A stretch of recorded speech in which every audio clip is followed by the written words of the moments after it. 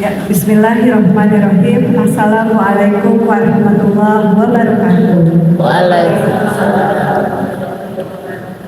Alhamdulillahirabbil alamin. Puji dan syukur marilah kita panjatkan kehadirat Allah Subhanahu wa taala atas berkat dan rahmatnya kita dapat berkumpul hari ini pada kegiatan diseminasi menyusun keyakinan kelas dalam rangka mewujudkan budaya positif di sekolah.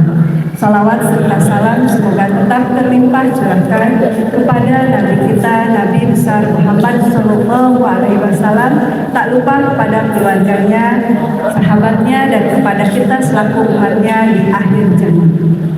Bapak dan Ibu guru, rekan-rekanku yang luar biasa hebat ini, izinkan kami mengucapkan rasa terima kasih yang sangat luar biasa karena Bapak dan Ibu hari ini bisa berkesempatan hadir memenuhi undangan kami. Jelas ini pasti mengganggu aktivitas Bapak dan Ibu, namun dengan penuh keyakinan, penuh kesadaran, dan penuh rasa tanggung jawab Bapak dan Ibu bersedia memenuhi undangan kami. Mudah-mudahan apa yang hari ini kita laksanakan semoga semakin bermanfaat bagi kita dan bagi anak didik kita. Baik Bapak dan Ibu, sebelum kita memulai acara hari ini, mari kita mulai kegiatan ini dengan membaca basmalah terlebih dahulu. Bismillahirrahmanirrahim. Selanjutnya acara yang kedua itu adalah sambutan dari Bapak Kepala SMK Negeri 1 Talaga.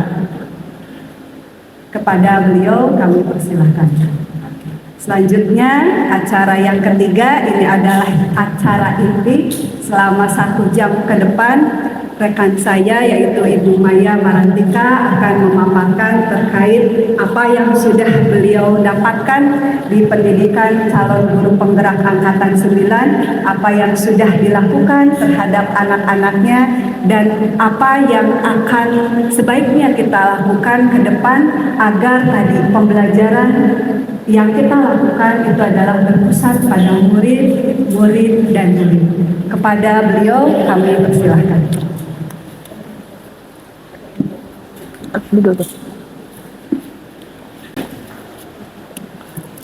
Baik, bismillahirrahmanirrahim. Assalamualaikum warahmatullahi wabarakatuh.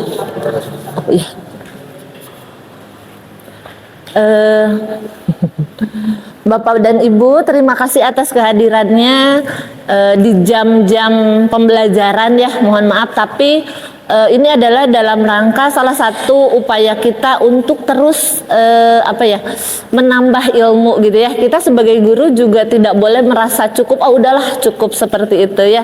Justru dengan kegiatan-kegiatan seperti ini bisa bukan nambah sih sebenarnya, mas, sharing gitu ya, sharing apa yang sudah kami pelajari atau kami dapatkan di program pendidikan guru penggerak. Kita akan sama-sama menularkannya kepada Bapak dan Ibu guru semua. Seperti saya yakin Bapak dan Ibu guru yang hadir di tempat ini adalah Bapak guru yang hebat ya, seperti itu, sehingga masih punya keinginan untuk menambah pengetahuannya, tidak merasa cukup, udahlah cukup, seperti itu. Baik, dalam pelaksanaannya kita santai saja ya, santai aja. Kita di sini bukan saya yang memberikan, saya hanya menyampaikan, jadi kita sharing saja seperti itu. Jadi nanti kalau misalkan apa yang saya sampaikan mungkin hal yang baru, mungkin kita bisa laksanakan bersama-sama, tapi saya yakin Bapak Ibu guru di sini pasti sudah tahu seperti itu ya. Oke, kita mulai dari yang pertama. Nah ini kita langsung saja ke kegiatan yang pertama. Ada kegiatan cobalah buka, kegiatan kepalan tangan. Di sini ada, nanti saya akan minta 2 orang, ada A dan B.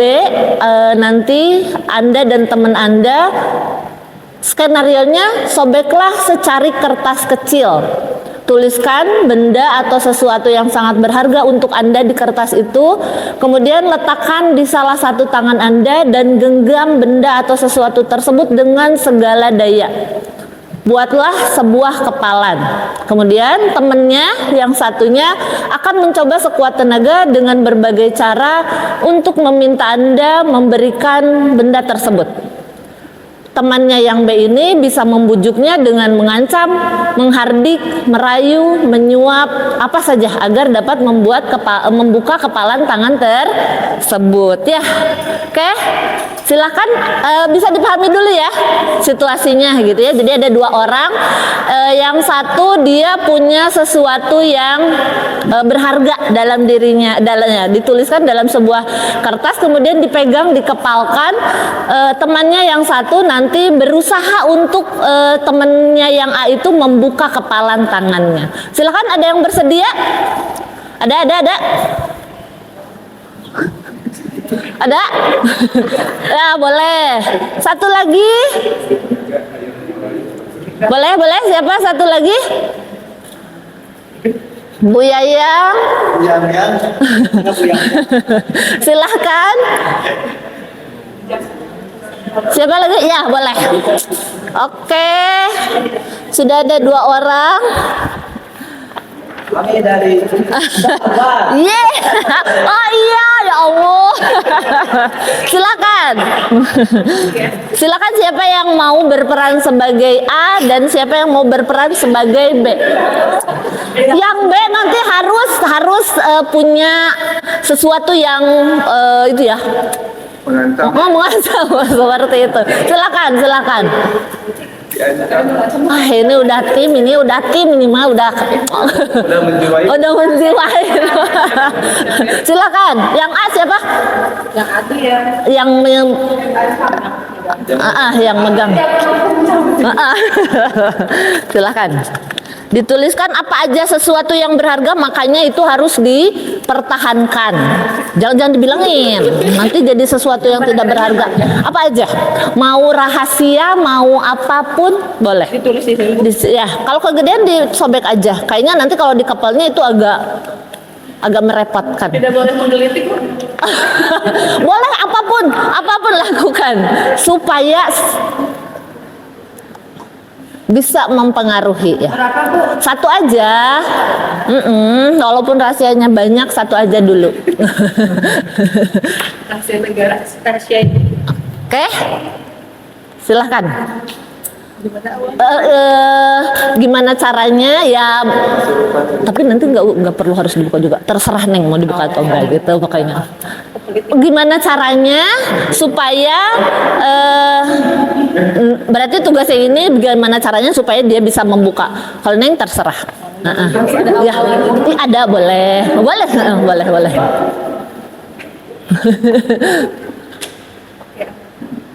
kami dari Gak ada.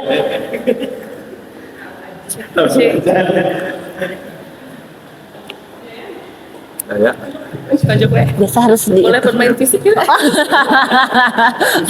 Oh, boleh. Apapun.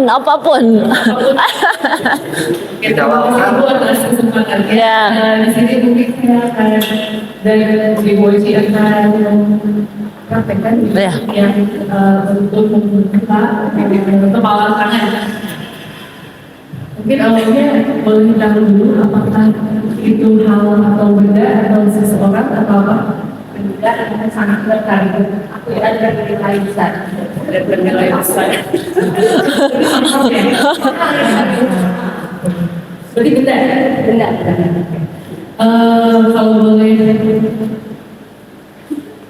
Kalau boleh saya minta penanya ke depannya. Oke. Coba tunjukkan dari tengahnya. Dari jari ya. Oke. Clicking ya. Oke. Cincinnya cantik sekali ya, boleh. Berarti jari tengahnya tuh tiga. Bagus banget itu. Neng kayaknya harus di on off gitu nih. On off.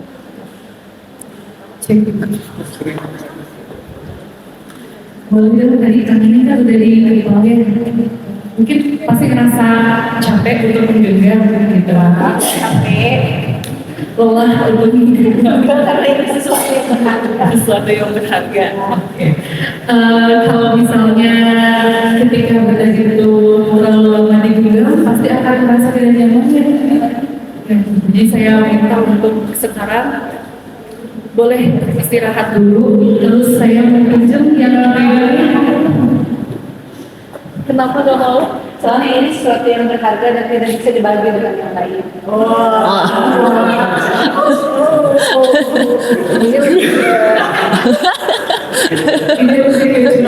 Curahan hati. Curcol. Boleh dong kalau kita kan dalam bullshit dari coba bicara.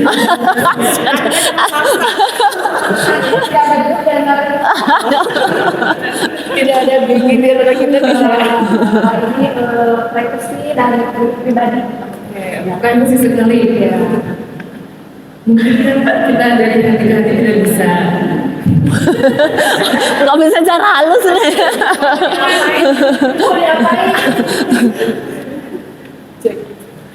Nggak mau ada juga.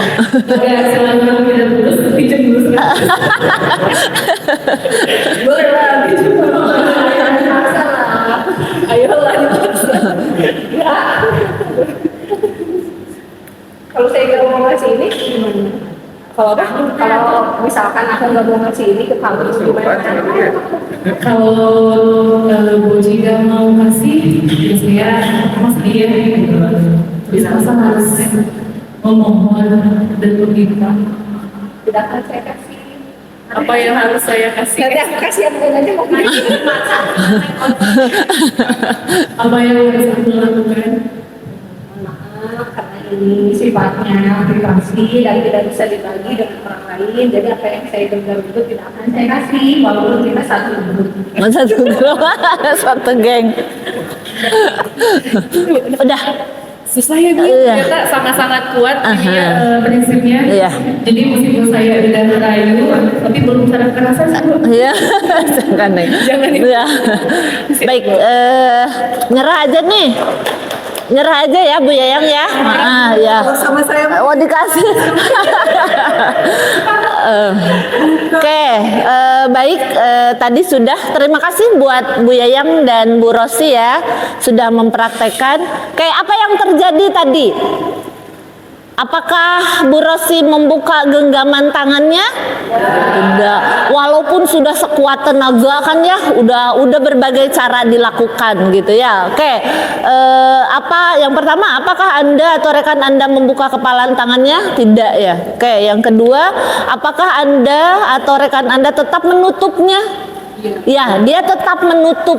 Mau sudah dibujuk, sudah pakai akal-akalan buka jempolnya, buka kelingkingnya tetap aja gitu ya. Mengapa? Apa alasan Anda atau rekan Anda tetap menutup kepalan tangannya? Tadi kenapa ya Bu Rosi nggak mau dibuka? karena prinsip. Iya, karena kan tadi disuruh yang disimpannya itu adalah yang dituliskannya adalah rahasia gitu ya. Jadi kalau rahasia ya prinsipnya ya hanya saya dan Tuhan saja yang tahu. Kalau sudah dibagi berarti bukan rahasia lagi. Oke. Baik, dalam kegiatan ini jika dilihat antara Bu Yayang dan Bu Rosi tadi, sesungguhnya siapa yang memegang kendali atau kontrol untuk membuka atau menutup kepalan tangannya?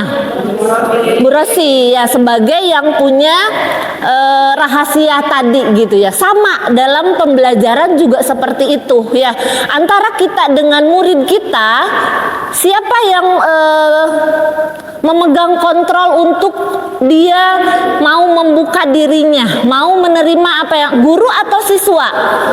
Siswa. Mau berusaha segimanapun kita, misalkan sampai di Papagun misalkan ya, dijemput ke rumahnya, ayo sekolah, udah di sekolah, diantar sampai ke kelasnya. Kalau misalkan anaknya tetap tadi berprinsip menutup kayak Bu Rosi seperti itu, mau kita sampai metode apapun yang dikeluarkan, tetap dia tidak ya dia yang memegang kontrol, sama dengan seperti itu. Makanya kita harus membangkitkan dulu kesadaran dari siswa supaya dia bisa membukanya. Nah, bagaimana caranya? Nah, itu gitu ya, seperti itu, supaya apa yang kita sampaikan dia dengan sadar akan membuka dirinya. Jadi kontrolnya dia, oh ya, saya ke sekolah untuk belajar, seperti itu. Jadi sudah siap seperti itu. Jangan ke sekolah tapi masih nutup, mau digempur seperti apapun tetap tidak akan berpengaruh, seperti itu. Oke, yang selanjutnya. Oke, ada satu pertanyaan. Apa pentingnya menciptakan suasana positif di lingkungan Anda? Suasana positif ya. Ada yang bisa menjawab apa? Penting tidak menciptakan suasana positif? Penting ya. Kenapa? Nah, betul. Nyaman, betul. Apalagi? Kondusif, betul. Menyenangkan. Nah, itu. Apalagi? Aman.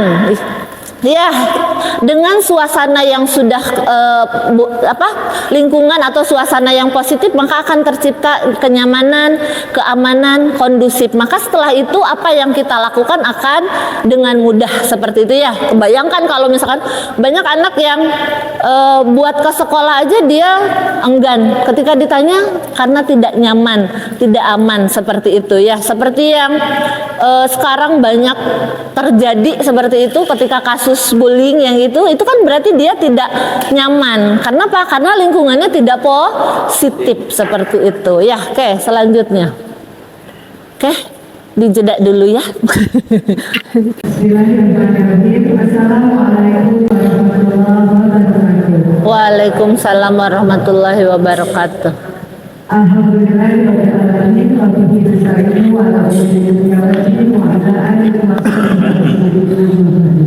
Alhamdulillah, Bapak dan Ibu, para tamu undangan, diseminasi budaya positif yang dilaksanakan oleh Ibu Maria Marantika, calon guru putra angkatan 9, dan diseminasi budaya positif yang dilaksanakan oleh Ibu Anita Nurhayati. Mana Bu? Mana itu? Bang ya.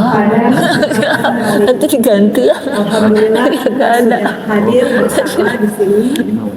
Mudah-mudahan Karena Abah yang undang. hari yang kita laksanakan dapat bermanfaat baik bagi diri kita pribadi khususnya maupun umumnya bagi anak didik kita. Selanjutnya Bapak dan Ibu, sebelum memulai acara hari ini, marilah kita mulai acara hari ini dengan membaca basmalah terlebih dahulu. Bismillahirrahmanirrahim. Adapun susunan acara untuk hari ini, yang pertama tadi pembukaan, yang kedua sambutan dari Bapak Kepala SMK Negeri 1 Talaga. Acara berikutnya adalah presentasi terkait budaya positif. Yang keempat, diskusi atau tanya jawab, dan yang kelima itu adalah penutup. Baik, agar hari ini kita lebih semangat lagi terkait bagaimana menerapkan budaya positif di lingkungan kita, maka di sini sudah hadir Bapak kita semua, Abah kita semua. Mudah-mudahan Abah bisa memberikan kami motivasi, memberikan kami arahan agar kami dapat menerapkan budaya positif ini di sekolah. Bukan hanya guru, tetapi siswa-siswi kita juga menjadi tergerak untuk menerapkan disiplin positif ini. Kepada Abah, kami persilakan.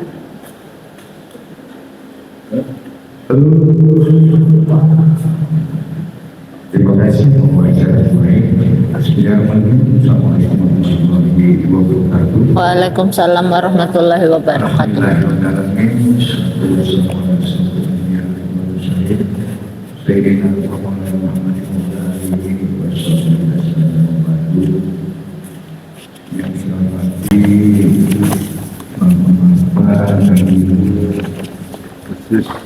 Halo. Harus on off gitu bah. Kak bang. Halo. Kalau ini satu dokter di MPR dan juga DP hadir hari ini ya.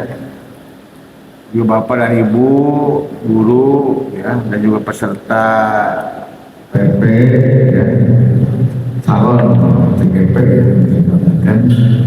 Alhamdulillah kita baik melihat kita berkumpul bersama tidaknya pada pagi hari ini bersama-sama kita mengikuti kegiatan mewujudkan budaya positif sekolah. Itu yang temanya ya. Alhamdulillah kita pada hari ini, mohon maaf ya sebenarnya pada hari ini mungkin undangan jam 9 Bu ya Pak. Halo, ini Pak Trena Pak, Ibu ya? Iya, nggak usah Pak. Ya intinya juga saya terima kasih. Halo, pertama ada undangan ini yang kedua kali ya dari TGP. Tetap semangat Ibu dan Bapak, terutama yang inti-intinya calon-calonnya sudah mengundang. Intinya kita bagaimana budaya positif di kita, utamanya adalah orangnya dulu, pemimpinnya dulu ya. Kemudian pada wakil-wakilnya Ibu dan Bapak, Ibu dan anak. Itu yang diharapkan. Mungkin ini ada dibekali ya, dibekali dari ikut serta calon-calon guru penggerak tersebut bisa menyebarkan kepada Bapak dan Ibu ilmunya gitu ya. Jangan diam nanti ya. Jangan diam. Yang sudah punya ilmu ya, ini Pak Ikin juga calon-calon Pak Asep. Intinya teruskan nanti ini yang dua ini nanti Pak Ikin seperti ini nanti. Ya aturannya itu programnya begitu ya. Nanti CPG PP lagi kira-kira pada hari dengan para pembina enggak Bu ya. Kalau dulu Iya, waktu Pak benar. Asep dengan Pak Asep sebenarnya pada waktu kita itu ada kegiatan ya, merampungnya kegiatan dipesertakan Pak Asep. Alhamdulillah waktunya bersamaan kegiatan sekolah atau 4.0 ya, Pak Asdon maupun Pak Asep pindah gitu. Kemudian ini tidak ada kegiatan seperti ini, maka Ibu dan Bapak diundang sekalian. Prosesnya seperti itu ya. Maka itu pada hari ini yang hadir hampir 16 orang. Nah Pak Asep pindah nggak hadir nih Pak. Maksud tadi habis disupervisi ya saya. Ya karena minta videonya Pak. Dari awal, kemudian awal, inti dan proses ya, dan akhir begitu seperti apa. Cuma di video sampel lah gitu ya. Yang lainnya Bapak dan Ibu sudah di supervisi belum Bu? Udah semua? Belum. Yang Baru belum menjadwalkan. karena akhir itu tanggal 31 bulan Oktober. Ya. Nah, mulai lagi kita jadwal untuk PPKS kita tanggal 7 lah. Jadi semua saudaranya sudah beres semuanya ya. Intinya Ibu dan Bapak tetap kalau disupervisi kelengkapannya Bu ya.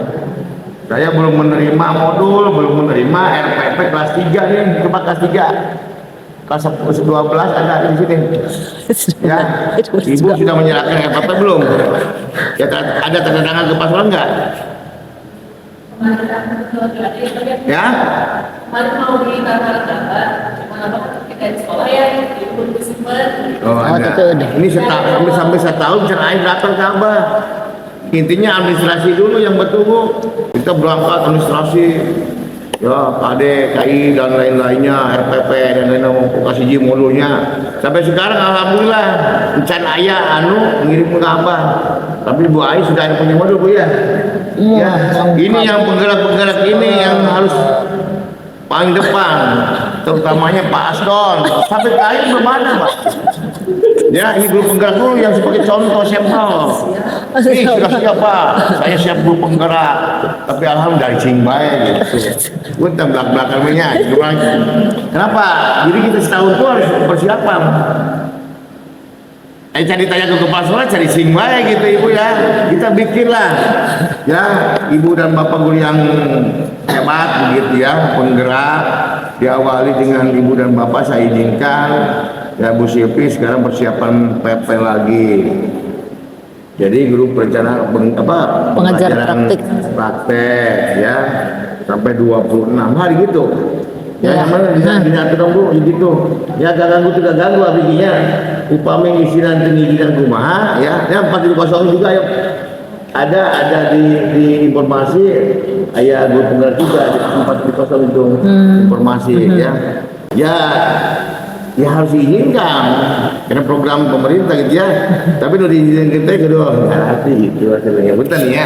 Jadi mana kewajiban mana ke apa kewajibannya atau istilahnya sunahnya atau wajibnya ya, bisa bapak dan ibu memilihnya ya, sehingga nanti ilmu-ilmu yang ini ya, ilmu yang disampaikan kepada ibu dan bapak disimak ya sampai mana gitu ya, nanti ya sudah disimak dipelajari sehingga nanti itu diberikan kepada anak didik kita ya. Contoh sekarang budaya positif yang betul-betul kita disebarluaskan sebelum kepada anak kita dulu mungkin dari guru penggerak ya disampaikan kepada rekan-rekan.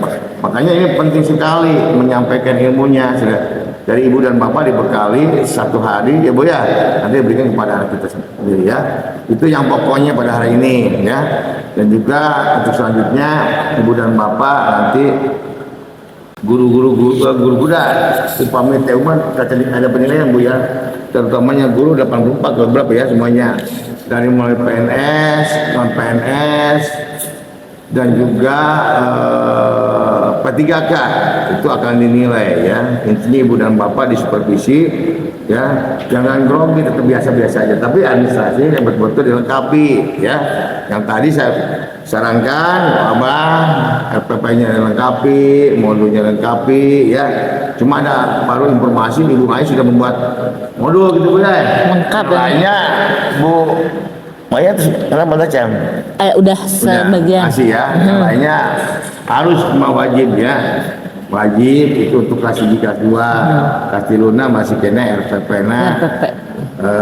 Harus tanda tangan nanti ini bagian pengumpul, bagian Ibu Yayang, tolong nanti segera ini kalau di absen bapak yang sudah yang belum itu ya, itu dulu yang penting sebagai guru yang hebat begitu ya. Bila mulai ibu yang belum hebat, yang belum menyampaikan administrasinya lengkap ya belum hebat gitu ya.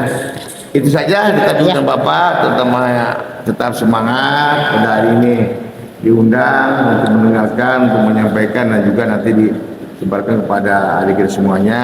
Terima kasih ibu-ibu CGP, Bu Ai, Bu Maya, tetap semangat ya, dan juga calon-calon Pak Haji, Pak Asep mau calon ke udah mau lulus ya Mas. 10 Ibu ya? Ibu 10? 9 ya? Pak Haji 10. Kalau Pak Asep berapa Pak Asep? 8. 8, 9, 10 musuh ya.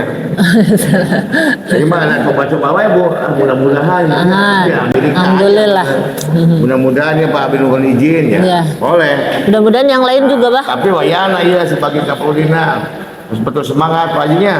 Pagi-pagi harus datang pagi-pagi, jam kesiangan. Betul dah, aku gak tinggal dino iya Pak Ngamsena, imam belak-belakan Pak, apunten ya. Kemarin karena aku suka langsung ke Pak Haji gitu. Ya Pak Haji semangat kemana baik gitu. Gitu ya, ini sebagai pegampan aja. Karena Pak, saya mengatakan ini kan minimal jam 7 itu maksimal ya. Bahkan kita sebagai pemimpin ya, apa juga tersebut kan itu udah sampai lebih di jam 7 Bu ya. Itu karena tetap dikejar oleh waktu, tepat waktu, dan juga ibu dan bapak wayana lah, terutama yang honorer ataupun yang semuanya belum waktunya pulang ya.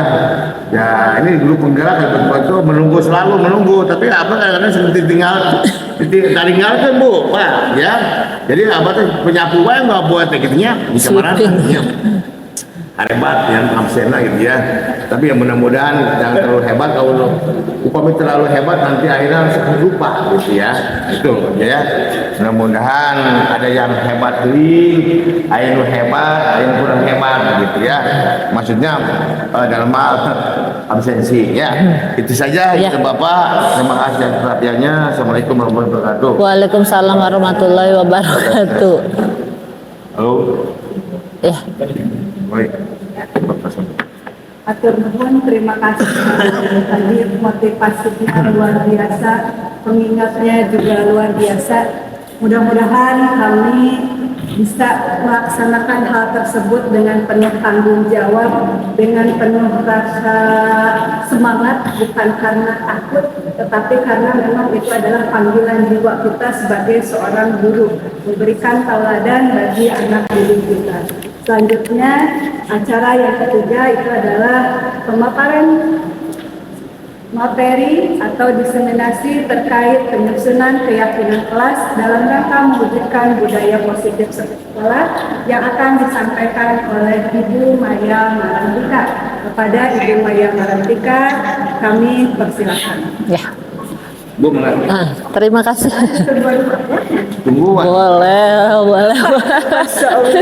Jadi umat Allah sama Terang ya. Itu superficial ya. Ya.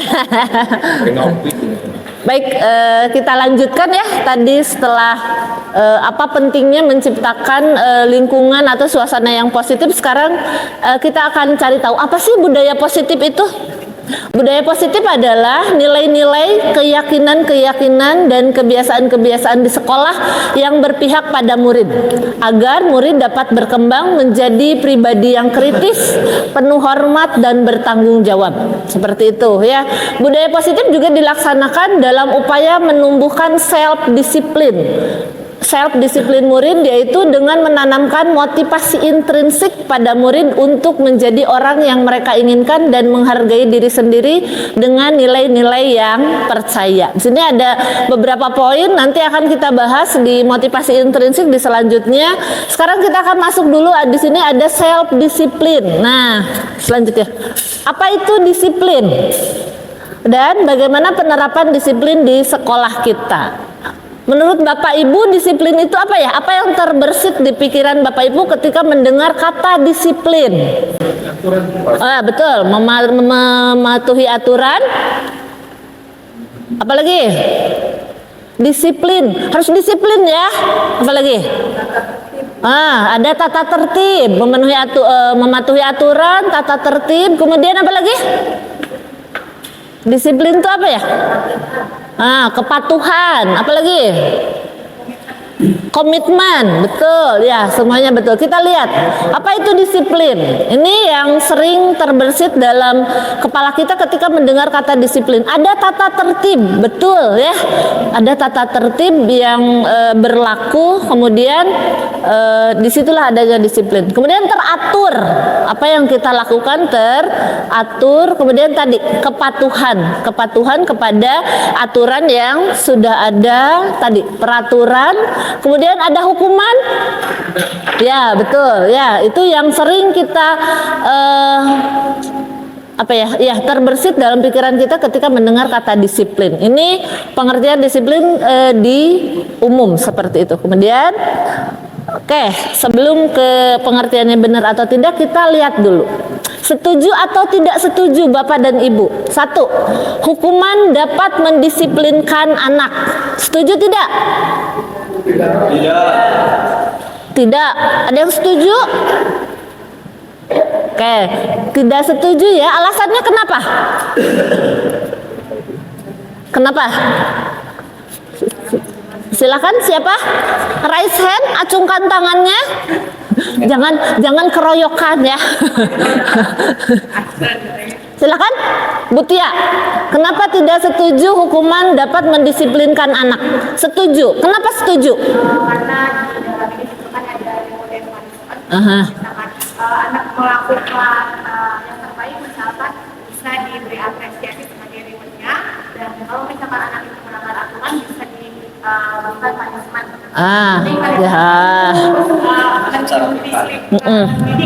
Iya. Ini guru BK ya. Yang lain ada? Tadi setuju ya? Ada yang tidak setuju?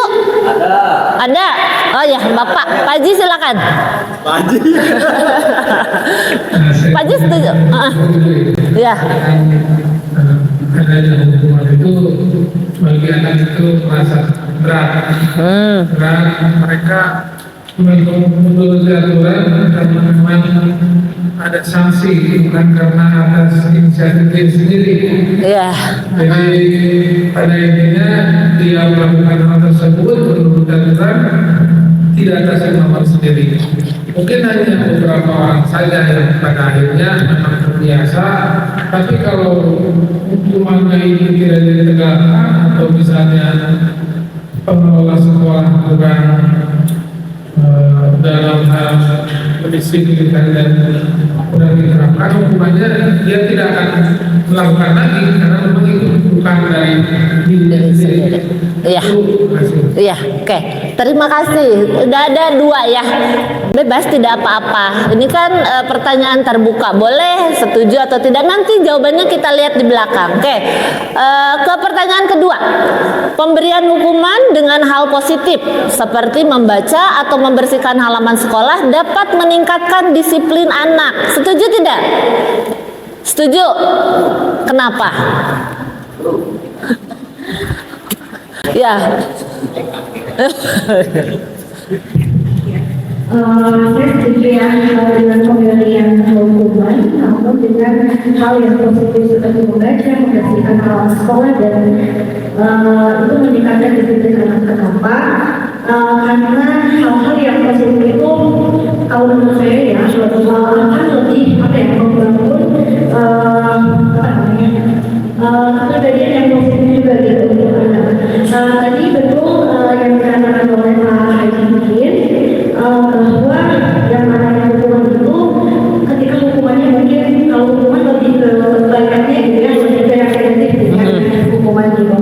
Nah itu ketika anak misalkan dihukum dengan cara yang kurang positif atau dikatakan negatif, anak itu sadar hanya ketika diberikan hukuman aja gitu. Jadi tidak ada kesadaran dari diri sendiri. Iya. Baik, berarti setuju ya? Yang lain setuju atau tidak setuju? Setuju. Oke.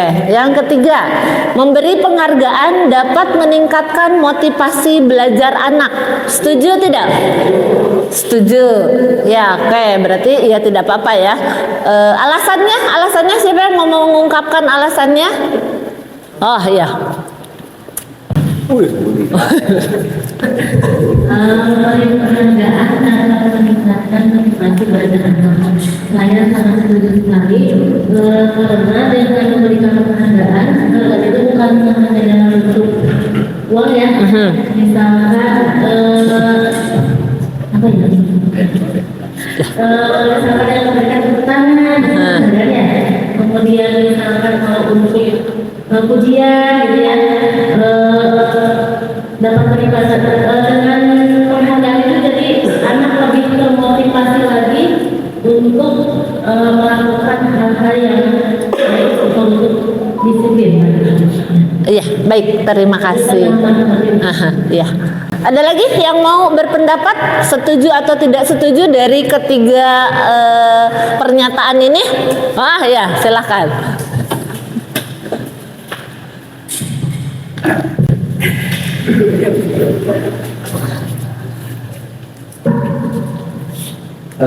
Baik, terima kasih atas kesempatannya. Saya mungkin akan mencoba untuk menurut persepsi saya atau pandangan saya terkait poin yang ketiga, yaitu memberikan penghargaan dapat meningkatkan motivasi belajar anak. Menurut saya untuk poin ini saya kurang setuju atau bisa dikatakan tidak setuju bahwa penghargaan itu dapat meningkatkan motivasi belajar anak. Karena apa saya mengatakan tidak setuju? Ketika kita memberikan sebuah penghargaan, banyak yang bilang bahwa ujian itu adalah racun. Ujian itu adalah racun. Nah, sehingga ketika anak diberikan sebuah penghargaan, justru sebenarnya ketika anak nanti akan melakukan hal yang sama atau melakukan sesuatu hal yang ditugaskan oleh guru, itu tidak atas dasar dari dirinya sendiri, melainkan karena ingin dapat penghargaan itu. Jadi ketika anak itu rajin datang tepat waktu, bukan karena tanggung jawab dia sebagai siswa yang harus datang tepat waktu, melainkan dia itu rajin karena ingin dipuji oleh gurunya, ingin diberikan penghargaan oleh gurunya, sehingga agak kurang setuju nih ketika menyebutkan bahwa ini akan menjadikan motivasi belajar dari anak. Nanti dia akan terbiasa bahwa nanti akan dipuji, nanti akan dipuji. Kalau tidak ada yang dipuji gimana? Dia tidak akan berubah. Seperti itu mungkin menurut saya. Ya, terima kasih. Ya, baik, terima kasih atas pendapatnya seperti itu. Itu harus dibangun ya, keberanian mengungkapkan pendapat seperti itu ya, sudah bagus. Untuk nanti kita akan ada di kesimpulan seperti itu ya. Dilanjut. Oke, ya ini makna disiplin yang sebenarnya. Disiplin dapat diartikan sebagai bentuk kontrol diri, yaitu belajar untuk kontrol diri agar dapat mencapai suatu tujuan mulia. Tujuan mulia di sini mengacu pada nilai-nilai atau prinsip-prinsip mulia yang dianut seseorang yang disebut sebagai nilai-nilai kebajikan. Ini, jadi makna disiplin yang sebenarnya yang ini seperti itu ya. Kemudian selanjutnya, Oke, ini secara terminologi disiplin berasal dari bahasa Latin yang artinya belajar, seperti itu ya. Ternyata disiplin itu adalah belajar. Disiplin membuat orang menggali potensinya menuju sebuah tujuan apa yang dihargai. Namun dalam budaya kita makna kata disiplin telah berubah, mengalami pergeseran makna menjadi sesuatu yang dilakukan seseorang pada orang lain untuk mendapatkan kepatuhan tadi ya. Kemudian kecenderungan umum adalah menghubungkan kata disiplin dengan ketidaknyamanan, bukan dengan apa yang kita hargai atau pencapaian suatu tujuan mulia, seperti itu ya. Jadi ada pergeseran makna seperti itu ya. Jadinya kita tuh belajar, tapi sekarang masuk ke di kepatuhan, bahwa dengan disiplin berarti kita patuh ya. Oke, ini nilai-nilai kebajikan yang tadi dibicarakan, bahwa disiplin itu untuk mencapai suatu nilai kebajikan. Untuk pengertian nilai kebajikan sendiri itu banyak ya. Pertama dari profil pelajar Pancasila yang sekarang kita terapkan, ada 6 dimensi profil pelajar Pancasila, yaitu beriman dan bertakwa kepada Tuhan Yang Maha Esa dan berakhlak mulia, kemudian mandiri, bernalar kritis, kreatif, bergotong royong, berkebinekaan global. Kemudian ada IBO Primary Years Program. Nilai kebajikan menurut mereka adalah toleransi, rasa hormat, integritas, mandiri, menghargai, antusias, dan seterusnya. Sebetulnya pada dasarnya mungkin sama, hanya mungkin redaksi kalimatnya saja yang berbeda. Seperti toleransi, itu kan lebih ke berkebinekaan global dan seterusnya, seperti itu ya. Oke, kemudian ada nilai kebajikan menurut petunjuk seumur hidup dan keterampilan hidup, lifelong guideline dan life skill, yaitu keterampilan hidup dan petunjuk hidup. Kemudian ada 9 pilar karakter Indonesian Heritage Foundation. Ini nilai-nilai pada dasarnya nilainya sama intinya gitu ya, hanya mungkin di redaksi kalimatnya saja yang berbeda atau pada pengelompokannya saja, seperti itu ya. Jadi nilai-nilai ini adalah norma atau sesuatu etika yang disepakati secara umum. Itu yang maksud dengan nilai kebajikan. Oke, selanjutnya ini, menurut Ki Hajar Dewantara, kita ambil contoh perbandingan dengan hidup tumbuh-tumbuhan seorang petani. Pada hakikatnya sama kewajibannya dengan seorang pendidik ya. Ki Hajar Dewantara menyamakan kita dengan seorang petani, seperti itu ya, yang menanam padi misalnya. Kita hanya dapat menuntun tumbuhnya padi. Ia dapat memperbaiki kondisi tanah, memelihara tanaman padi, memberi pupuk dan air, membasmi ulat-ulat atau jamur-jamur yang mengganggu hidup tanaman padi dan lain sebagainya gitu ya. Jadi siswa atau murid itu diibaratkan sebagai padi. Kita adalah petaninya. Padi dia akan jadi padi. Kita hanya merawatnya saja. Padi yang awalnya bagus, bibitnya bagus, kalau tidak dirawat tidak akan jadi bagus, seperti itu ya. Jadi tugas kita adalah menuntun, mengarahkan dia menjadi sesuatu yang sudah ada dalam dirinya, seperti itu, tetap seperti itu ya. Oke. Sekolah sebagai tanah persemaian bibit. Tadi Ki Hajar Dewantara mengumpamakan sekolah sebagai ladang tempat persemaian bibit untuk pertumbuhan maksimal. Guru bertanggung jawab menjaga dan melindungi murid dari hal-hal yang tidak baik dan menciptakan lingkungan yang menyenangkan di sekolah. Jadi tidak hanya karena tugas kita menuntun ya udah dia sudah punya potensi didiamkan, tidak. Ketika dia sudah berbelok ya kita arahkan ke arah yang lebih baik seperti itu ya. Ya, sekarang pembelajaran dengan paradigma baru. Seperti apa sih? Pembelajaran dengan paradigma baru merupakan pembelajaran yang dirancang berdasarkan prinsip pembelajaran berdiferensiasi sehingga para peserta didik belajar sesuai dengan kebutuhannya berdasarkan tahap perkembangan sesuai teori psikologi modern untuk mewujudkan profil pelajar Pancasila gitu ya. Jadi tadi kita menuntun karena murid kita sudah punya potensi gitu ya, tinggal kita mengasahnya saja. Oke. Ya ini adanya perubahan paradigma. Kalau selama ini ada beberapa ilusi atau kesalahan bahwa guru dapat mengontrol murid. Nah itu juga yang saya rasakan selama ini ya, bahwa kita bisa mengontrol, kita bisa menjadikan murid seperti apa gitu ya. Kemudian yang kedua, ilusi bahwa semua penguatan positif adalah efektif dan bermanfaat seperti itu. Kemudian ilusi bahwa kritik dan membuat orang merasa bersalah dapat menguatkan karakter. Dikritik, kamu kayak anak gitu ya. Belajar dengan dikritik kalau dulu mungkin masih berlaku ya. Seiring dengan perkembangan zaman, dengan tadi profil pelajar Pancasila itu sudah tidak relevan lagi gitu ya. Kemudian ilusi bahwa orang dewasa memiliki hak untuk memaksa. Karena kita sudah banyak pengalaman nih. Kamu tuh nggak tahu yang kayak gini. Seperti itu. Kamu harus nurut ya. Kamu nggak tahu sih nanti. Kita sebagai orang dewasa merasa yang paling tahu sehingga kita punya hak untuk memaksa murid seperti itu. Nah ini perubahan paradigma, stimulus respon dan teori kontrol. Siapa sesungguhnya yang memiliki kontrol tadi ya? Kalau dulu ada stimulus respon, sekarang kita berubah paradigmanya ke teori kontrol. Dulu kita mencoba mengubah orang agar berpandangan sama dengan kita, ya. Harus sama gitu ya, kayak tadi setujulah, enggak, kita bebas untuk mengungkapkan pendapat. Sedangkan menurut teori kontrol kita berusaha memahami pandangan orang lain tentang dunia gitu ya. Kenapa bisa berbeda? Karena memang sudut pandang berbeda itu dipengaruhi oleh banyak faktor. Wajar nggak bisa, kamu setuju atuh, nggak bisa, atau tidak setuju, enggak, karena pengalaman hidupnya, pengalaman pendidikannya memang berbeda-beda. Kemudian perilaku buruk dilihat sebagai suatu kesalahan, ya. Tapi semua perilaku itu memiliki tujuan, ya.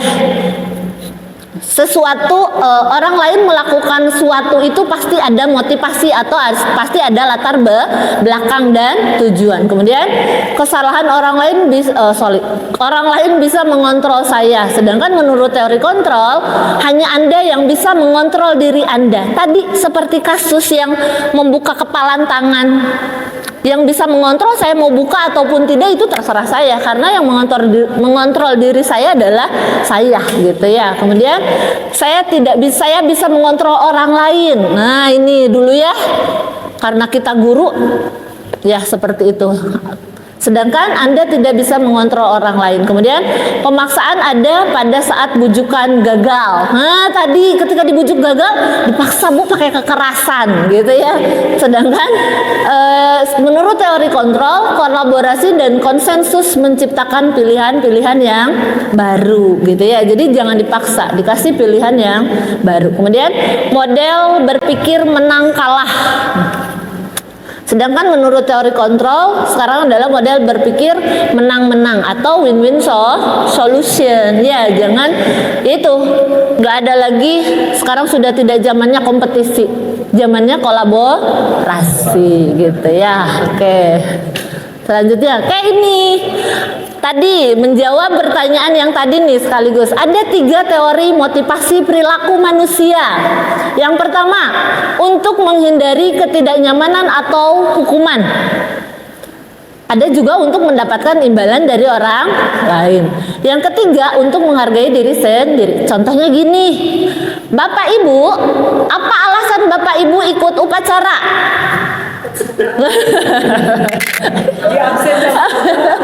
Ya, ya, motivasinya beda-beda kan ya. Ada yang takut karena nggak ada di CCTV Abah. Ya, itu bisa jadi kan ya. Karena minggu ini Abah komen nggak ada di CCTV Abah, gitu ya. Yang kedua, karena ingin penghargaan, oh nanti Abah gitu ya, itu yang kedua. Kemudian ada yang ketiga karena kesadaran. Bapak Ibu, ya sudah kesini aja. Ya, yang pertama karena takut karena hukuman tadi ya, karena takut Abah komen gak ada di CCTV Abah dipanggil. Kemudian karena adanya imbalan gitu ya, itu adalah motivasi ekstrinsik.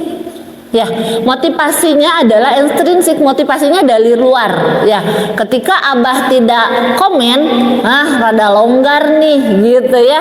Atau tidak adanya penghargaan, misalkan, oh ini dapat poin sekian kayak gitu. Sedangkan yang ketiga karena kesadaran menghargai diri sendiri itu adalah motivasi intrinsik dari dalam diri. Apa bedanya motivasi ekstrinsik dan intrinsik?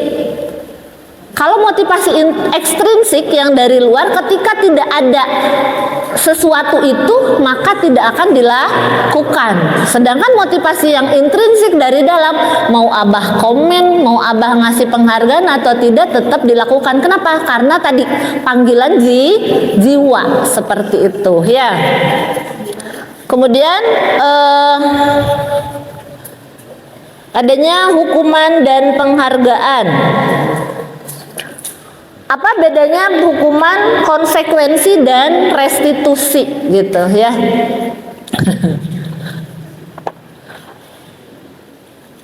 Hukuman, bedanya hukuman itu adalah sesuatu yang menyakitkan dan harus terjadi. Sedangkan konsekuensi sesuatu yang harus terjadi. Kemudian restitusi merupakan pilihan. Oke, ada kasus.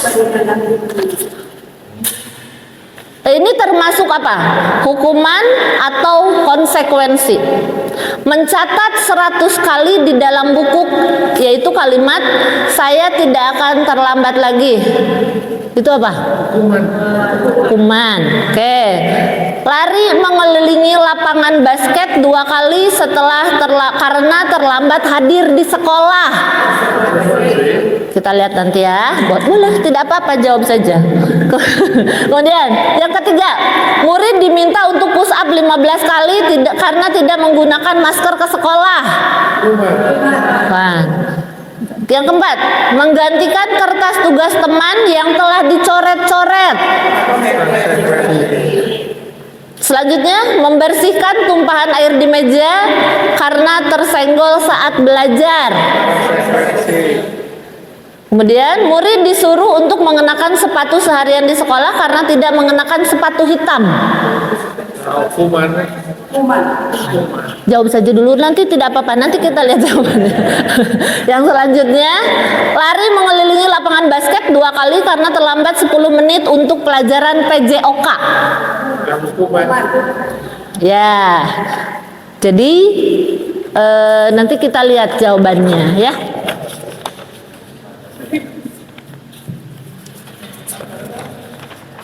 Jadi apa itu perbedaan hukuman dan konsekuensi? Kalau hukuman tadi sesuatu yang menyakitkan dan harus terjadi, sedangkan konsekuensi mah sesuatu yang harus terjadi ya. Kemudian hukuman membuat anak sakit fisik maupun hati dalam jangka waktu yang lama, sedangkan konsekuensi membuat anak merasa tidak nyaman dalam jangka waktu pendek. Kemudian Dampak dari hukuman, anak membenci kedisiplinan, ya.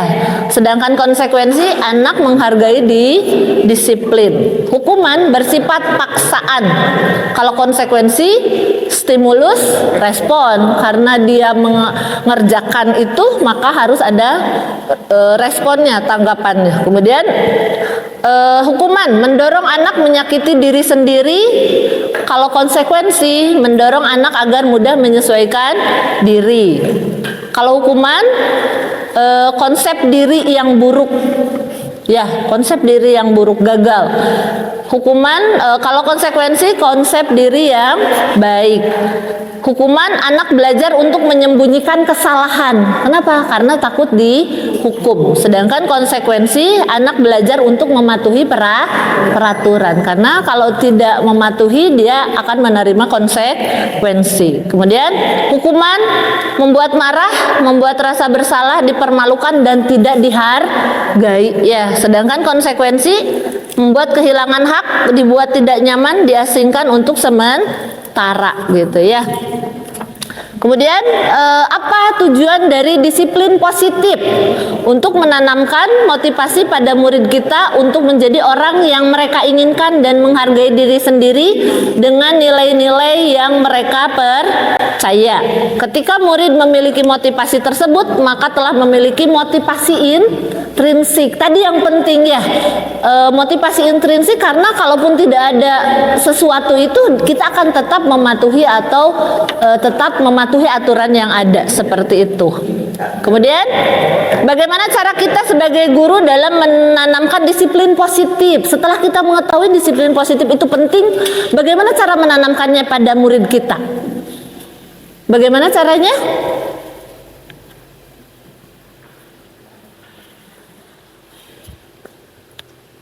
Oh ya, jangan dulu itu. Ulang.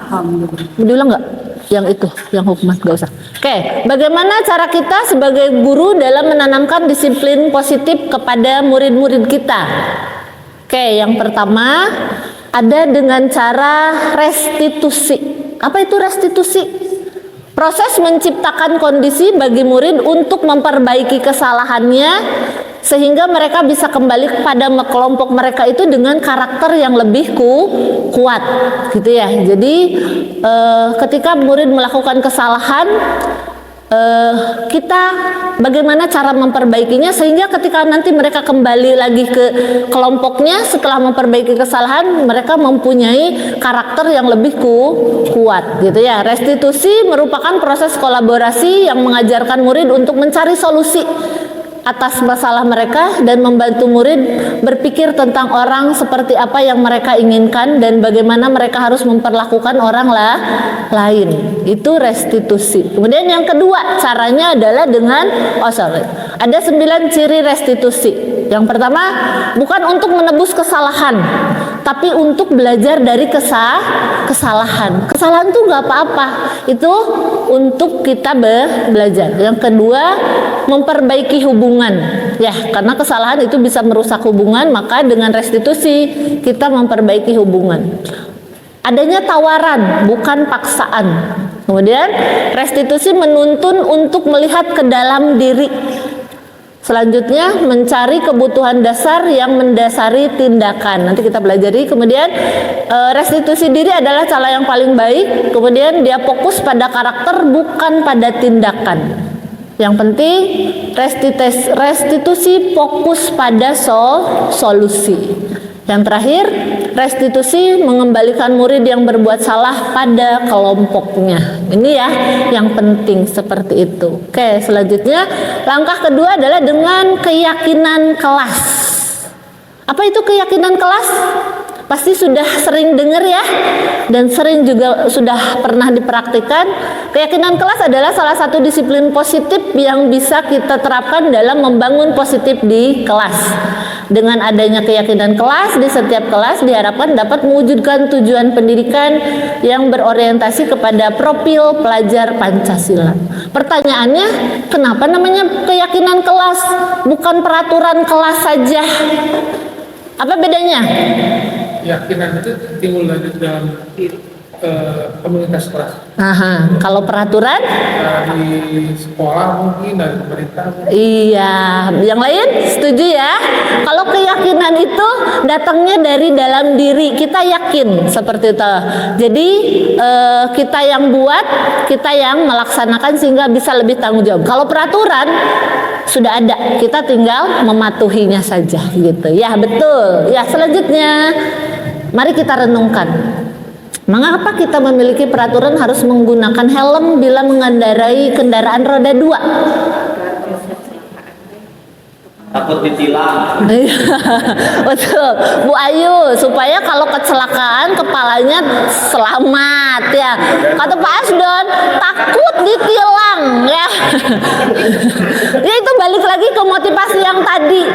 Karena takut hukuman, ketika tidak ada polisi, ya helmnya disimpan aja gitu ya. Tapi kalau motivasinya intrinsik, mau ada polisi, mau ada razia, mau tidak ada, tetap dipakai karena untuk tadi ya keselamatan. Oke, yang kedua, mengapa kita memiliki peraturan 3M? Menggunakan masker, mencuci tangan, dan menjaga jarak 1,5 meter. Karena itu ketika COVID, karena kalau nggak pakai masker, misalkan nggak bisa naik kereta atau angkutan umum, itu ekstrinsik. Intrinsiknya apa? Untuk menjaga kesehatan kita. Karena COVID itu dulu waktu Delta itu menakutkan sekali kan ya. Kalau kesini ya mungkin dia udah agak jinak. Mengapa kita memiliki peraturan harus datang tepat waktu saat mengikuti pelatihan? Kenapa? Iya betul ya. Tapi kita seringnya ya udah tunggu 15 menit lagi ya Bapak Ibu, nunggu yang lain. Itu berarti melegalkan orang yang terlambat. Harusnya ya sudah tepat waktu saja karena kita menghargai diri kita yang sudah tepat waktu gitu ya. Oke.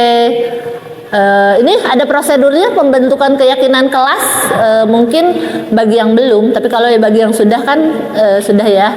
Oke ya, 1, mempersilahkan warga sekolah atau murid di sekolah atau di kelas untuk bercurah pendapat tentang peraturan yang perlu disepakati di sekolah. Yang kedua, mencatat semua masukan di papan tulis atau di kertas besar di mana semua anggota kelas bisa melihatnya. Kemudian yang ketiga, susunlah keyakinan kelas sesuai prosedur.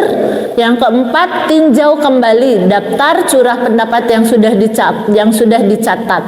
Yang kelima, sebaiknya keyakinan kelas atau sekolah tidak terlalu banyak, bisa berkisar antara 3 sampai 7 ya. Jadi yang pertama, siswa itu ditanya dulu mau kelas yang seperti apa nih, kelas impiannya, silahkan curahkan.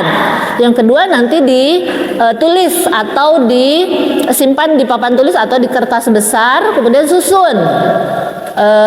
susun keyakinannya, kemudian ditinjau kembali. Mungkin akan mempunyai pernyataan yang tertulis masih banyak yang berupa peraturan. Nanti dikelompokkan, mungkin ada yang sama kan ya, mau kelas yang seperti apa, kemudian nanti dikerucutkan sehingga hanya ada 3 sampai 7 prinsip atau keyakinan. Oke, selanjutnya nih, apa bedanya peraturan dengan keyakinan? Kalau peraturan selalu kembali, kalimatnya ya, peraturan selalu kembalikan buku ke tempatnya. Keyakinan kelasnya apa? Tanggung jawab. Misal, dilarang mengganggu orang lain, itu adalah bentuk menghormati orang lain. Kemudian, hadir di sekolah 15 menit sebelum pembelajaran dimulai. Belajar menghormati orang lain dan berkomitmen. Kemudian dilarang melakukan kekerasan, yaitu untuk keselamatan dan juga menghormati orang lain. Dilarang menggunakan narkoba untuk kesehatan, bergantian atau menunggu giliran, menghormati orang lain, menggunakan masker untuk kesehatan dan keselamatan, jangan berlari di kelas atau di koridor, itu untuk keselamatan dan keamanan. Ini contoh ya, contoh keyakinan kelas. Kemudian kayak ini urutannya, berawal dari peraturan kelas, menghasilkan keyakinan kelas, sehingga nanti akan tercipta lingkungan positif, maka terwujudlah budaya positif di sekolah kita seperti itu ya. Jadi mulai dari hal-hal yang kecil ya, jangan remehkan hal yang kecil ya. Oke, selanjutnya ada 5 kebutuhan dasar manusia. Ada kebutuhan untuk bertahan hidup, survival, cinta dan kasih sayang, kebebasan, kesenangan dan kekuasaan. Kebutuhan untuk bertahan hidup ini lebih ke makanan kayak gitu ya. Kemudian cinta dan kasih sayang, merasa dihormati, merasa diterima seperti itu. Kebebasan. Kemudian kesenangan dan kekuasaan. Ya, kita lihat contohnya. Kasus, oke. Ini ada kasus. Ibu Ambar, guru wali kelas 2A di SD Pelita Hati, sedang bingung menghadapi ulah salah satu murid di kelasnya. Bukan Pak Asep Doni ya, ini Doni. Oke. Beberapa anak di kelas 2A telah datang padanya dan mengeluhkan Doni yang sering kali meminta bekal makan siang mereka dengan paksa. Jika Anda menghadapi situasi seperti Ibu Ambar, apa yang akan dilakukan? Menurut Anda, kira-kira apa alasan Doni melakukan hal itu? Apa yang kira-kira kalau Anda jadi ibu gurunya, apa yang akan Anda lakukan? Iya, betul, mencari latar belakangnya. Dihubungkan dengan tadi, misalkan dengan 5 kebutuhan dasar manusia. Seseorang melakukan sesuatu itu karena motivasi. Salah satunya adalah adanya kebutuhan dasar yang tidak terpenuhi. Mungkin dari kelima itu. Contoh ya, mari kita melihat ada 5 kebutuhan dasar manusia menurut William Glasser yang tadi ya. Misal, ketika nanti misalkan apa jawaban Doni ketika ditanya, kamu kok suka minta makanan gitu. Ketika misalkan alasannya ibu saya karena nggak bawain saya makanan bu, itu termasuk kebutuhan mana yang tidak terpenuhi? Iya, survive, karena dia tidak bawa makanan, kan lapar, ya dia nggak bisa bertahan hidup. Kemudian misal yang kedua, contoh yang kedua, ketika misalkan dia seneng ketika teman-temannya tuh takut. Kalau takut tuh berarti apa? Takut nih, minta ya, kayak preman gitu. Berarti itu lebih ke penguasaan, kekuasaan atau power. Kemudian misalkan saya mah, jadi ketika misalkan berbuat, banyak kan ya kasus teman-teman anak-anak kita yang ketika berbuat onar kayak gitu, jadi diperhatikan. Berarti dia punya kebutuhan dasar yang tidak terpenuhi apa? Cinta dan kasih sayang. Karena mungkin dia tidak terpenuhi di rumahnya, maka cari perhatianlah ke ibu BK-nya. Jadi ngirim foto lah ke ibu BK-nya, dia mau di pinggir sungai. Gitu. Itu karena kebutuhan dasarnya tidak terpenuhi ya Bu ya. Jadi di rumah kurang diperhatikan, cobalah ke ibu wali kelas sama ke ibu BK. Bener, sampai sekarang masih. Kayak kalau itu berarti ya. Kemudian kalau misalkan alasan Doni kenapa? Seneng aja Bu, lucu ketika teman-temannya merengek-rengek. Karena kalau anak SD gitu, ibu lucu. Itu berarti karena dia kurang terpenuhi rasa kesenangannya. Oke. Ya, oke. Tadi ketika misalkan murid melakukan sesuatu itu karena tadi ada motivasi, yaitu adanya kebutuhan dasar yang tidak terpenuhi. Maka ada 5 posisi kontrol kita sebagai guru, yaitu sebagai penghukum. Saya dulu gitu ya. Kayaknya saya galak ya. Seorang penghukum bisa menggunakan hukuman fisik maupun verbal. Nah itu, kalau fisik mungkin tidak, tapi kalau verbal biasanya kita sering ya. Penghukum, ya gitulah langsung. Ya, yang sering kita lakukan selama ini udahlah gitu ya bahasanya. Kemudian yang kedua, pembuat merasa bersalah. Pembuat merasa bersalah akan menggunakan keheningan yang membuat orang lain merasa tidak nyaman, bersalah dan rendah diri. Masih kamu teh ibu meninggus ngajelaskan capek betul ngerti-ngerti. Nah itu kumanya. Sering ya Bapak Ibu, sering ya penghukum. Wah saya banget itu. Membuat merasa bersalah juga iya ya gitu. Sebagai teman, guru pada posisi ini tidak akan menyakiti murid, namun akan tetap berupaya mengontrol murid melalui persuasi. Ayo dong gitu ya kalau udah deket. Kemudian ada pemantau, posisi pemantau berdasarkan pada peraturan-peraturan dan konsekuensi. Ya, dia memantau menggunakan peraturan. Yang kelima adalah manajer, posisi di mana guru berbuat sesuatu bersama dengan murid, mempersilahkan murid mempertanggungjawabkan perilakunya, mendukung murid agar dapat menemukan solusi atas permasalahannya sendiri. Ini yang paling ideal sebetulnya ya. Kita sebagai posisi kita sebagai manajer, tadi betul, jangan dulu langsung ngejas ya, karena seseorang itu melakukan kesalahan mungkin karena ada motivasi atau latar belakang. Dicari tahu dulu, kemudian bersama-sama mencari solusi. Oke. Ada 5 posisi kontrol tadi ya. Ada penghukum, pembuat orang merasa bersalah, teman, pemantau, dan manajer ya. Penghukum dan pembuat merasa bersalah ini adalah identitas gagal ya, identitas gagal, kemudian teman dan pemantau berhasil atau sukses, yaitu teman dan pemantau. Kemudian ada identitas berhasil dan sukses, itu adalah manajer. Misal apa yang guru perbuat sebagai penghukum, menghardik, menunjuk-nunjuk, menyakiti, menyindir, ini zaman dulu banget kan ya. Kemudian ada yang membuat merasa bersalah, ceramah seharusnya, atau ibu kecewa, ibu sudah gitu biasanya ya, ekspektasi kita yang terlalu tinggi gitu ya. Teman membuat atur alasan-alasan untuk murid, kemudian pemantau menghitung dan mengukur, ngitung-ngitung. Kalau manajer kita mengajukan pertanyaan-pertanyaan untuk menggali alasannya. Kemudian guru hasilnya dan itu ya. Selanjutnya, oke, kita lihat. Kira-kira apa? Saya kecewa sekali dengan kamu. Itu posisinya apa? Merasa bersalah. Oke. Yang kedua, kamu tidak pernah benar melakukannya. Apa ya? Jawab aja gak apa-apa. Jangan takut salah, anak-anak jangan takut salah. Apa ya? Kira-kira apa? Kamu tidak pernah benar melakukannya. Penghukum, boleh. Yang ketiga, ayolah lakukan demi ibu atau bapak. Temen ya. Oke, apakah kamu mau mendapatkan stiker bintang hari ini? Apa tuh? Oke, manajer misal. yang bukan silakan dipikirkan dulu. Oke, yang selanjutnya, bagaimana kamu bisa menyelesaikan masalah ini? Nah, yang terakhir, kamu selalu yang paling terakhir gitu ya. Hukum, ya boleh penghukum, pembuat rasa bersalah. Dan kita lihat jawabannya.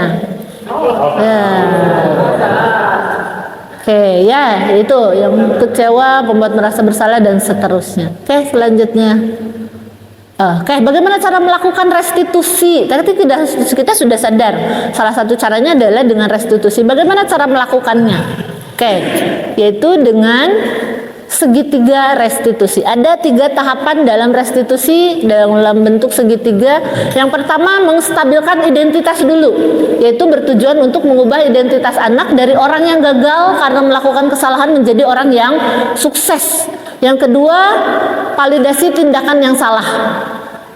Menurut teori kontrol, semua tindakan manusia mau yang baik ataupun yang buruk pasti memiliki maksud dan tujuan tadi ya. Kemudian yang ketiga, menanyakan keyakinan, menyatakan bahwa kita pada dasarnya termotivasi secara internal ada, cuman yaitu harus dipupuk itu ya. Jadi pada saat menstabilkan identitas, anak yang sudah merasa bersalah jangan dibikin dia makin dipersalahkan, makin terjerembab gitu ya. Tapi kita stabilkan dulu identitasnya. Iya betul, kamu salah. Tapi semua orang juga pernah melakukan kesalahan seperti itu. Nah itu anak, jangan biarkan dia merasa kamu gitu kasihan seperti itu. Makin gitu ya. Kemudian yang kedua, validasi tindakan yang salah. Kamu yakin kan kalau kamu itu yang kamu lakukan itu salah?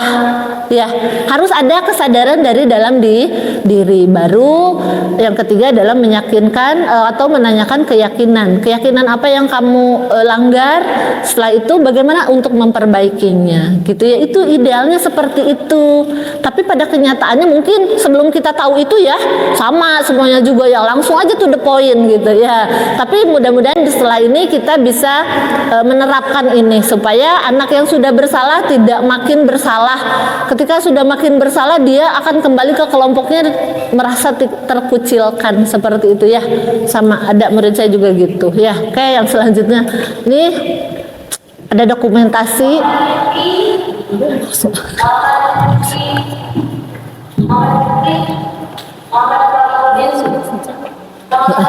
Ini aja ya, pas nanya wes dikit.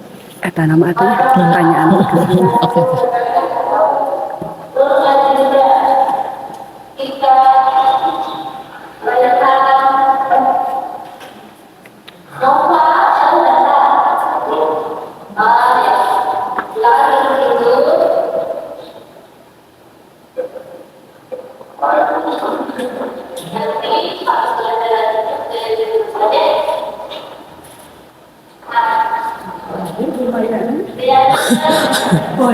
Boleh duduk, boleh duduk. Aduh,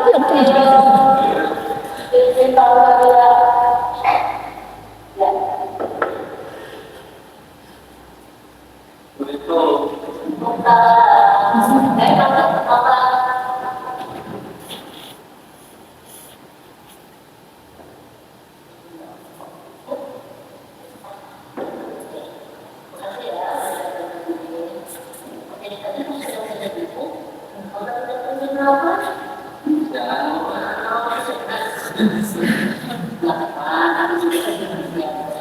Aku juga sering.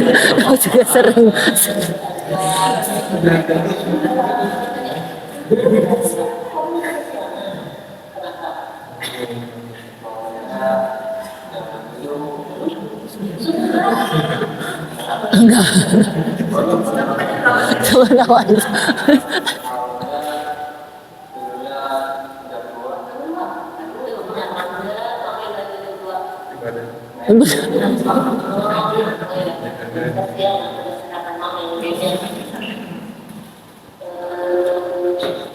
Menurut kamu, kalau kamu yang kamu lakukan tadi itu benar kan?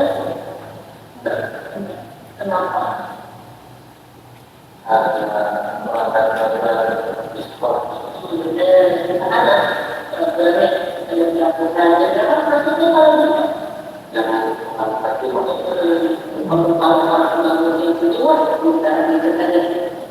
Terus kenapa lagi?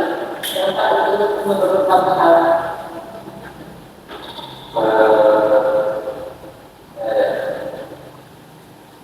Kalau udah bikin keyakinan kamu yang kesepakatan sangat dulu ya, kesepakatannya apa?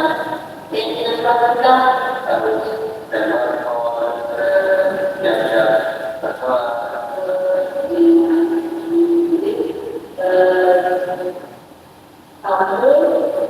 kamu udah tahu kalau itu kesianan itu salah, ya karena kamu pakai kesianan. Menurut kamu kalau kamu kesianan itu harus gimana?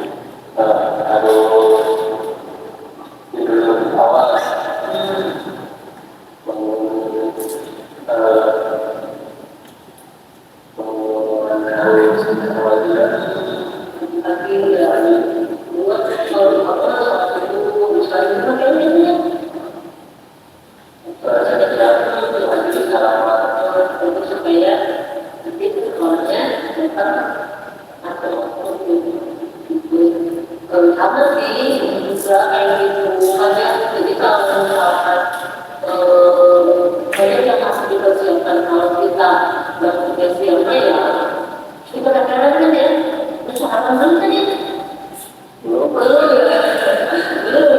rasa apa kan ya mesti baru tidur langsung oh kemudian jadi menurut kamu supaya kamu bisa untuk kedepannya berarti kamu harus ngapain?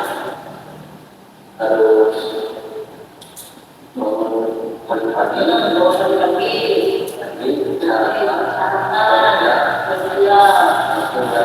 sekolah itu bersiap ya. Itu harus semangat dan dia sudah lebih sibuk kemudian jadi setelah kamu yakin bahwa apa yang kamu lagi lakukan kalau siapa yang tahu dan kamu harus seperti kita kan saya sudah berani supaya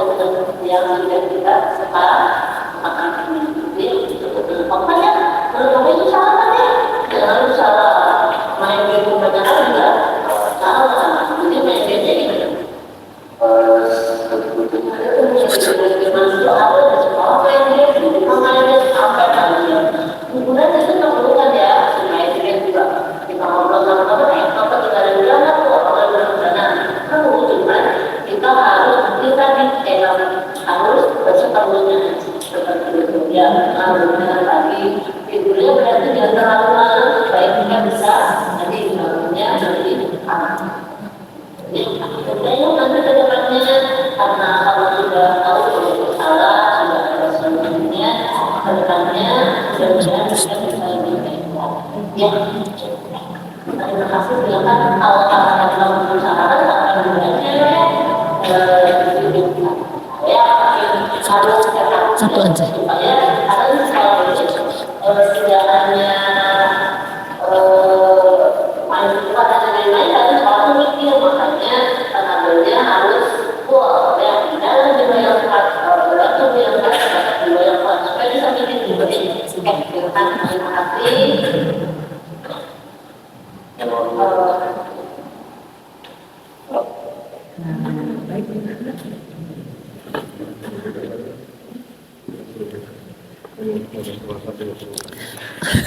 Baik, itu kurang lebih, tapi pasti Bapak Ibu punya cara yang lebih baik ya, seperti lebih bagus lagi. Tapi kurang lebih seperti itu. Jadi jangan langsung to the point ngejas. Biasanya kan seperti itu ya kita ya, sama saya juga dulu gitu ya. Tapi sekarang ada itulah tadi, ada menstabilkan identitasnya dulu, validasi kesalahan, kemudian baru ke keyakinan ya, menanyakan keyakinan. Oke, sampailah pada kesimpulan, ada kesimpulan yang saya bacakan. Yang pertama, keyakinan kelas. Salah satu penanaman budaya positif yang dapat dilakukan di sekolah adalah dengan melakukan keyakinan ke kelas. Kita mulai dari lingkup kecil dulu di kelas, kemudian lingkungan yang kondusif. Keyakinan kelas dapat membantu membentuk lingkungan yang kondusif dan mendukung tumbuh kembangnya budaya positif. Kemudian yang ketiga, kolaborasi guru dan siswa. Budaya positif baru dapat menjalin kolaborasi antara guru dan murid untuk membangun budaya positif di kelas gitu ya. Jadi dari mulai pembuatan keyakinan kelas, kita nanti akan membuat lingkungan yang positif dan budaya yang positif untuk menciptakan lingkungan yang kondusif, dan itu perlu adanya kolaborasi antara guru dan siswa. Oke, mungkin seperti itu yang bisa saya sampaikan. Terima kasih, untuk kurang dan lebihnya mohon maaf. Assalamualaikum warahmatullahi wabarakatuh. Assalamualaikum warahmatullahi wabarakatuh. Perkenalkan, nama saya Rosi Rahayu. Saya merupakan rekan sejawat dari Ibu Maya Marantika. Saya telah mengikuti kegiatan yang telah dilaksanakan oleh Ibu Maya Marantika terkait dengan bagaimana membuat keyakinan kelas untuk menanamkan budaya positif di sekolah. Menurut saya, apa yang disampaikan oleh Ibu Maya Marantika sangatlah jelas dan komprehensif. Khususnya untuk pribadi saya sendiri, saya semakin paham bagaimana menciptakan keyakinan kelas untuk menumbuhkan budaya positif di sekolah. Mudah-mudahan apa yang disampaikan oleh Ibu Maya Marantika bisa ditularkan ke rekan-rekan yang lain, khususnya ke diri saya pribadi dan untuk kemajuan SMK Negeri 1 Talaga. Sekian, terima kasih. Assalamualaikum warahmatullahi wabarakatuh.